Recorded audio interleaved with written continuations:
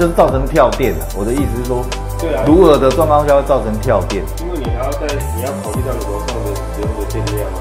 你现在如果说比如说你说刚说装到最高72，那你楼上只剩下30几可以用，不到，对，30几、38而已。对啊，你如果同时使用电器、冷气、电器用就跳掉了。那一般会跳电，大概超载大概是几 A 以上？它上面的标示容量就会跳了。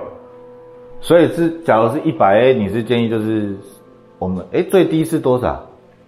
最低大概是好像12啊。那32它充电是8小时就，因为我买长整版的，大概会充饱嘛。3小时的话，1小时大概充多少？32A 1个小时会大概可以让你充25公里到30公里左右。25公里到30。8432。哦，那大概那大概250。所以是施工就是从这个电表拉出来32出去这样。对，从我们这个开关后面开始拉线出去啊。拉32出去。那你们这边走线你们要怎么穿出去？这钥匙应该在这里。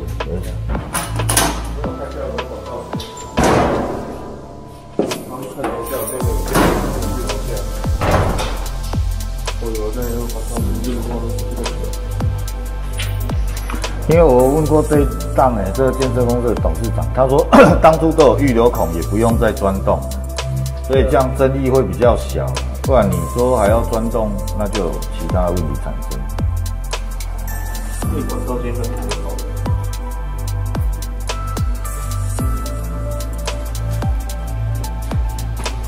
哦，原来是这样算的。那这样自己那就等你看完。下去我先看一下。啊 ，OK。那这我先把它关起来，等一下我们再进来。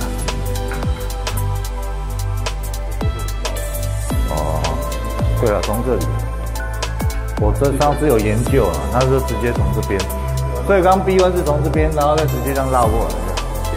那就是你的电表在这边，然后我们要是电上去，电表是那个对，它再跑过来另外这一面，然后从这边下来。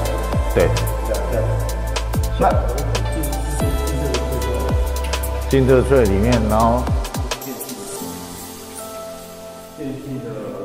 电信可以跟电缆同时并存，有差吗？就通常会分开做啊，电的跟那个电信的分开做。那你们这个你们就不会跑到这个轨道？就不要跑到里面，就怕干扰。我们就从这个线条出来，下来之后，我们从这边就开始配关了。对吧？哦，沿着这个。我们再沿着它配，然后看起来比较整齐了。它配它的充电是在驾驶座的后方，就是它的在驾驶座的后方，就是在这里。所以等于是装这里。可是这种插头它这个是轻隔间的，可是它里面有一支一支的那个骨料。那你们这个施作方式呢？假如是定 AGI， 我们去锁它的骨料就 OK 了。哦，锁它后面的骨料。如果觉得不放心的话，那可能就是在这里。可是如果说你锁这个，可是这是两啊，你车子可能会撞到，你可能在路下时候。啊，哪家？这康没对。这没对，因为你边你直播啊。而且这个顶应该又会有争议。这个还好，因为我们是2颗螺丝，大概深度这样子而已。那你觉得定哪里？因为这边卡在后面也是有一台车的位置。对啊，这里就是固定在这个，然后我们就找骨料的地方下去锁就好了。骨料的意思是什么？我开这个给你看，应该是这个，是的，这个锁螺丝的。它这个是轻隔间的哦，它就是墙边一支骨料嘛，然后大概距离每多少就有一支直的。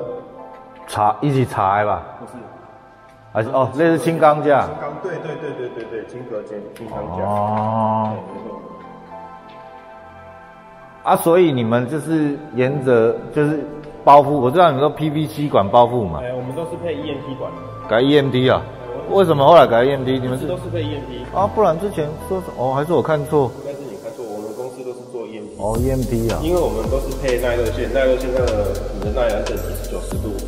你今天如果只有配塑胶管，你的塑胶管只有60度，你跟你的电线没有匹配就没有用啊。你们是几分的管？看管径大小。你如果到14平方，你的会拉8平方的，这是也是它也配1寸管。它如果说到22的话，就会再加大。有些做到22才会加大。那原则上，反正32A 应该比较适合目前我的，不会影响到我家电流了。对啊，就32A 就够用。对啊，也不用到72。下来，我们跑在这个内侧就好，跑在内侧。对。沿着它两条旁边配过来，然后这边的话可能会凸出来。等于是这边看自己要放哪个位置，就可以直接从这边横着走过去。我还是会尽量依它现场的管路下去。像它这边有一只红米的车位，我们就是从沿着这个红色这样。我们沿着这出来，然后直直的配到旁边那样过去，整体上看起来比较不会影响。住户比较不会挨啦。对，而且比较不会那么明显，就是这样。哦。有没有看到？所以一般住户会有争议的，第一个一定是拉康嘛，我们就没有拉康的问题。对。然后第二个就是你管线的配置方式嘛，我觉得你这样配的也不错了，还会有什么问题吗？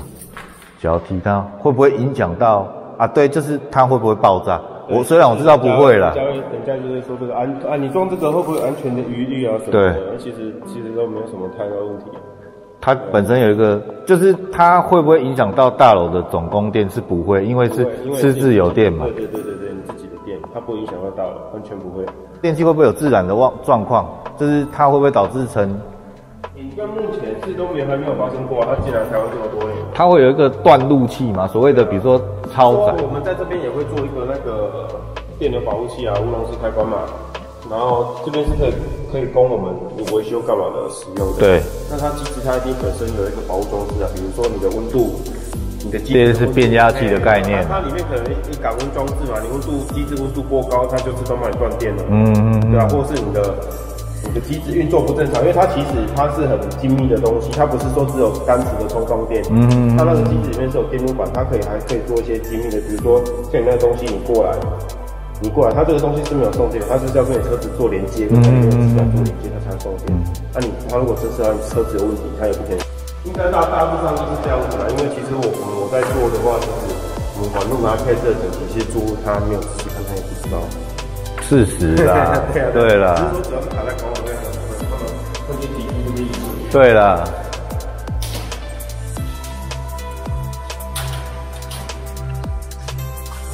所以它是从这个洞上来的。它出来是从这个线跑出来这个可能到时候可能我们会从这个盖子这边来，差不多这个位置然后开个洞，开个小洞出来。开洞直接配。这个是他们这个主要这个是在干嘛的？现场。现场而已。我们讲说是现场。就像那个上面那个洞打一个小洞出来。对。所以我们唯一要动的洞只有这个啦，其他就动不到了啦。没什么影响。所以你们后来都 EMT 管的用途就是让它耐热高啦，反正对，而且比较安全，比较防碰撞对，它在比较容易碰撞的场所就使用。那 PVC 管的话，主要我们一般住家嘛，或是钢筋混凝土里面，然后还有耐腐蚀的，因为 PVC 管耐腐蚀，没有强酸强碱那种东西常所用。所以重点是我们要匹配跟环境的做一个匹配，不是说每个地方都用 EMT 管就是都好，不一定对。对，要看环境。你们看环境去取决要什么管？我们那个电工法规里面都有，对。